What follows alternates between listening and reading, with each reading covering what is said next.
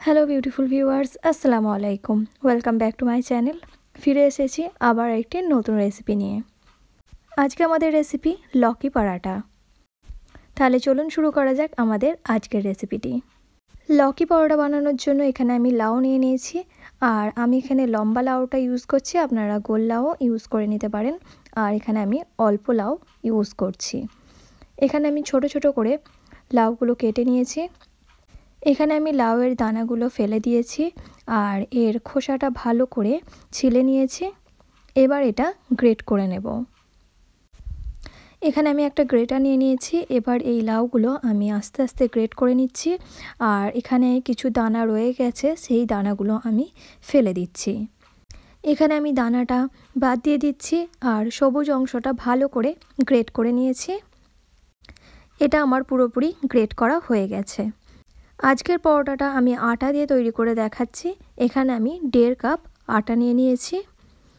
নুন নিচ্ছি হাফ চা চামচ, লাল লঙ্কার গুঁড়ো নিচ্ছি হাফ চা চামচ, হলুদ গুঁড়ো নিচ্ছি হাফ চা চামচ। মশলাটা আপনাদের পরিমাণ মতো বাড়িয়েও নিতে পারেন।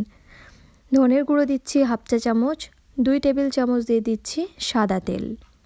পরোটাটা নরম হওয়ার জন্য তেলটা এখানে ব্যবহার করছি। জোয়ান দিয়ে দিচ্ছি হাফ চা চামচ, গোটা জিরে দিয়ে দিচ্ছি হাফ চা চামচ। এবার এই সব উপকরণ খুব ভালো করে মিশিয়ে নিচ্ছে। মশলার পরিমাণটা আপনারা চাইলে বাড়িয়েও নিতে পারেন। এখানে আমি প্রথমে দিয়ে দিচ্ছি ধনেপাতা কুচি।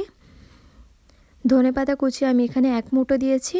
কাঁচা লঙ্কা কুচি দিচ্ছি একটা, আর পেঁয়াজ কুচি দিচ্ছি একটা ছোট সাইজের। আর এখানে যে আমরা লকিটা গ্রেট করে রেখেছিলাম সেই লকিটা দিয়ে দিচ্ছি।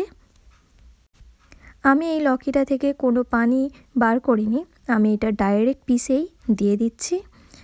প্রথমে এই লকিটার সাথে ভালো করে আটাটা মিশিয়ে নিচ্ছি, কারণ লকিতে অনেক পানি থাকে, তাই প্রথমে আটাটা ভালো করে মিশিয়ে নিলে আটাতে পানিটা দিতে অনেকটাই সুবিধা হয়।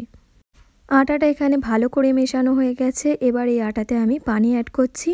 এখানে আমি টোটাল হাফ কাপ পানি নিয়েছিলাম, তবে আমার পুরো পানিটা প্রয়োজন পড়েনি। এখানে আমার হাফ কাপের একটু কম পানি লেগেছে। আটাটা এখন খুব ভালো করে মিশিয়ে নিচ্ছে। আটাটা এখানে আমি রুটির মতো করে ভালো করে মাখিয়ে নিয়েছি। এটা এখন আমার খুব ভালো করে মাখানো হয়ে গেছে। এখানে আমি মোট 7টা রুটির গোলা করে নিয়েছি। এবার এগুলো বেলে নেওয়ার পালা। এখানে আমি একটা রুটির গোলা নিয়ে নিয়েছি। এবার এই রুটির গোলাতে আমি বেশি করে আটা ছড়িয়ে ভালো করে একটা রুটি বেলে নেব। আপনারা চাইলে এটা 4 চৌকো, 3 চৌকো, যেমন ইচ্ছা শেপ দিয়ে বেলে নিতে পারেন। এখানে আমি রুটিটা খুব বড় করে বেলে নিয়েছি। এবার এটা ভেজে নেওয়ার পালা। এখানে আমি একটা ফ্রাই প্যান গরম করে নিয়েছি। এবার এতে আমি অল্প তেল দিয়ে দিচ্ছি। তেল দিয়ে আমি এখানে একটা পরোটা দিয়ে দিচ্ছি। পরোটাটা এখন উল্টে পাল্টে ভালো করে ভেজে নিতে হবে। এখানে আমি অল্প অল্প তেল দিয়ে পরোটাটা ভালো করে ভেজে নিচ্ছি। এপিট ওপিট করে ভালো করে পরোটাটা ভেজে নিতে হবে। এখানে আমার একটা পরোটা এখন ভালো করে ভাজা হয়ে গেছে। এবার এটা আমি একটা প্লেটের মধ্যে তুলে নিচ্ছি। এখানে আমার একটা পরোটা রেডি।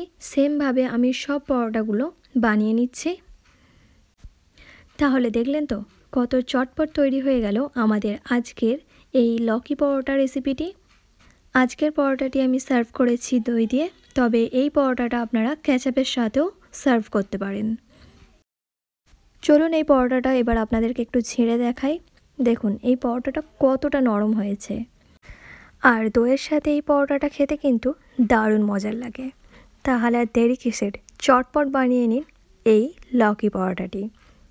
তাহলে দেখলেন তো কত কম সময়ে কত তাড়াতাড়ি এই পরোটাটি তৈরি হয়ে গেল।